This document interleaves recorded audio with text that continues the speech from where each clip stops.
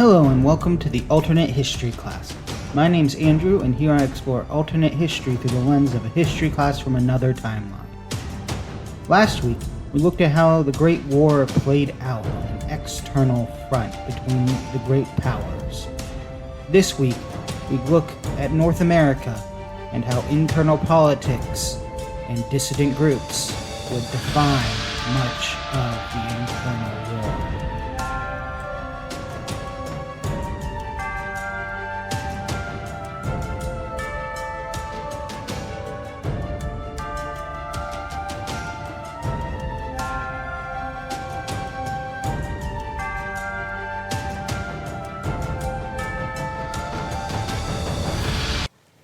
Alright everyone, this week we'll be focusing on the internal politics of the Great War, and that includes the uprisings in both the Confederacy and the United States.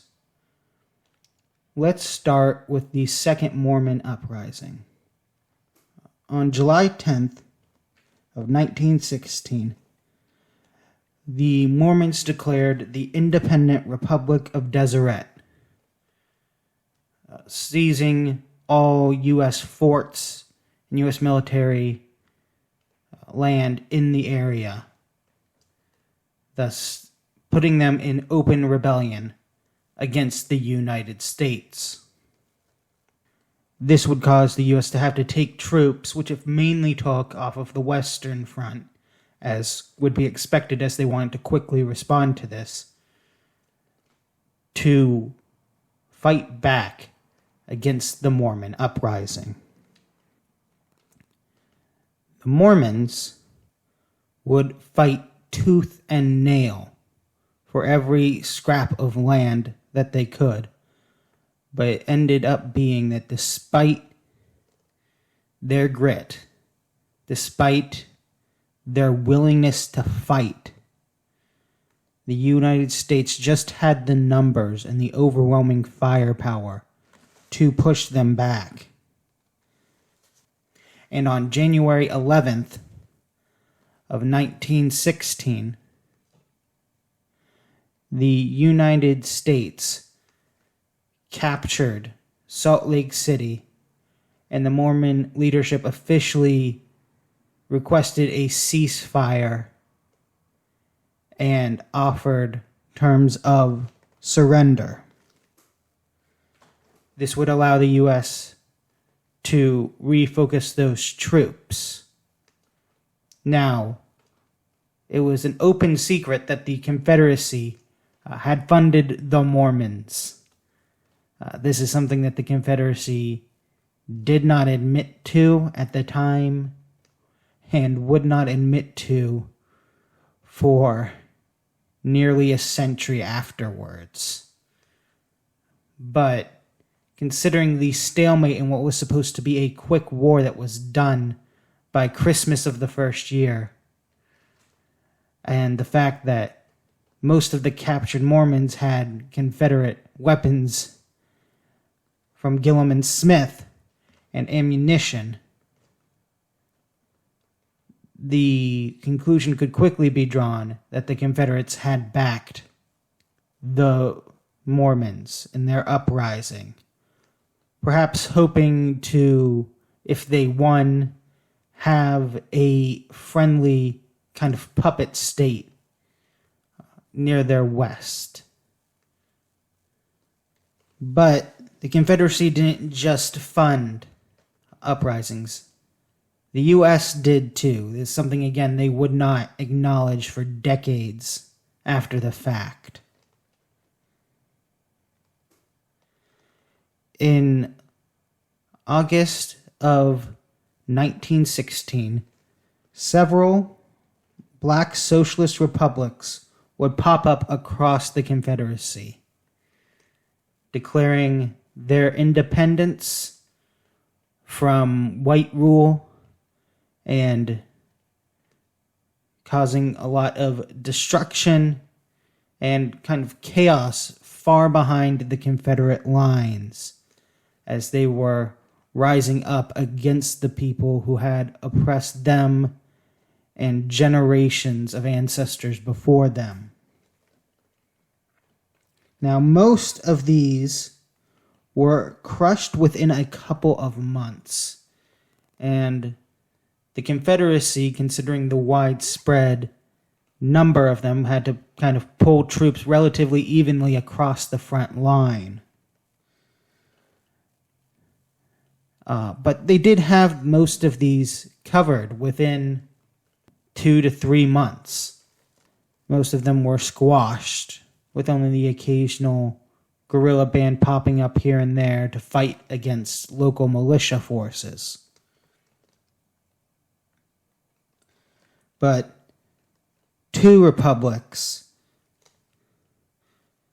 in the swamps of Louisiana and Florida would continue to cause the Confederacy problems, not just for the rest of the war, but within the context of the next couple of decades, as it was very hard to root them out of the bayou in Louisiana and the Everglades in Florida.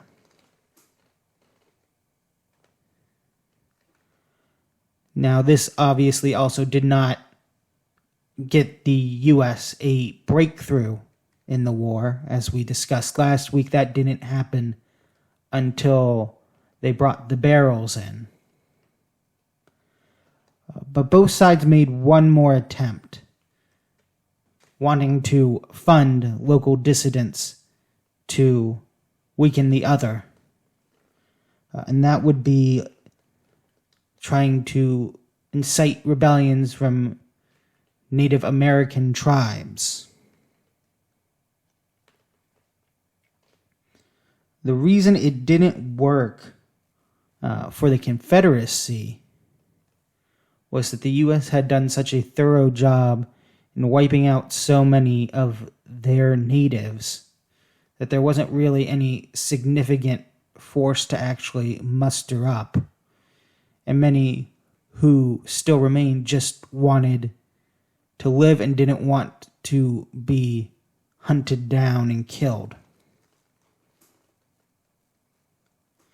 For the U.S., it turns out that giving the natives their own state in Sequoia had done wonders for Confederate and Native relations, as most, well over 90% of natives in the Confederacy lived in Sequoia, which was, as we noted, a rather autonomous state, the most autonomous state in the Confederacy. And they simply had no reason to rise up against the Confederacy. Now, as during every war that lasts for a decent amount of time, elections were a factor in this war.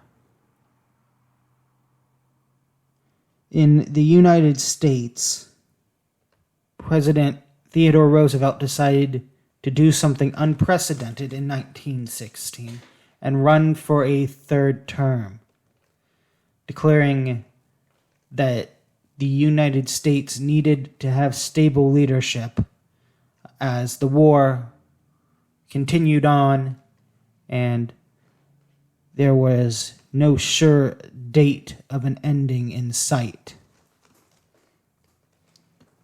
Now, Roosevelt was extremely popular among the military, and although this running for a third term was a bit controversial at home, largely buoyed by the military vote, Roosevelt was able to win re-election in an unprecedented third term,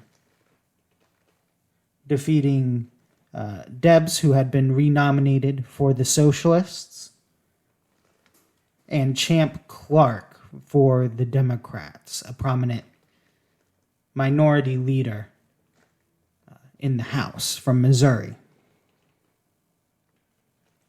In the Confederacy, Wilson obviously had no plans to run for another term, as he didn't want to be a part of this war to begin with. But the Speaker of the Confederate House, Henry Stegall, took this opportunity and became what is still to this date the youngest Confederate president upon his election,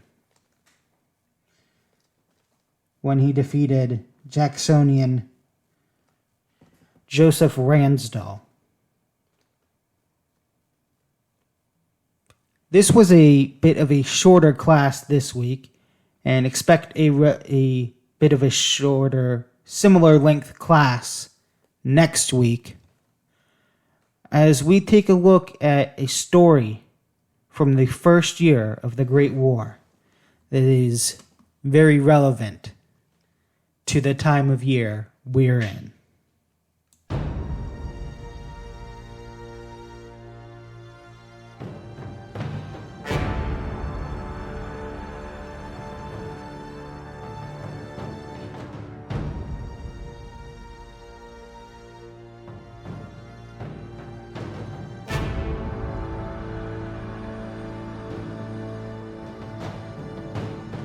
Thank you for checking out the alternate history class on YouTube. If you enjoyed this week's episode, feel free to like the video, and if you want to see each video when it goes live, subscribe and hit that bell. The alternate history class can be found on Spotify, Apple Podcasts, or wherever you find podcasts. Big thank you to my patrons. If you'd like to support the show, you become a patron, and if you're in the top 2 tiers, you'll get a shout out at the end of each episode after you sign up. Thank you for your most important donation, your time, and I'll see you next time as we journey down the path not taken.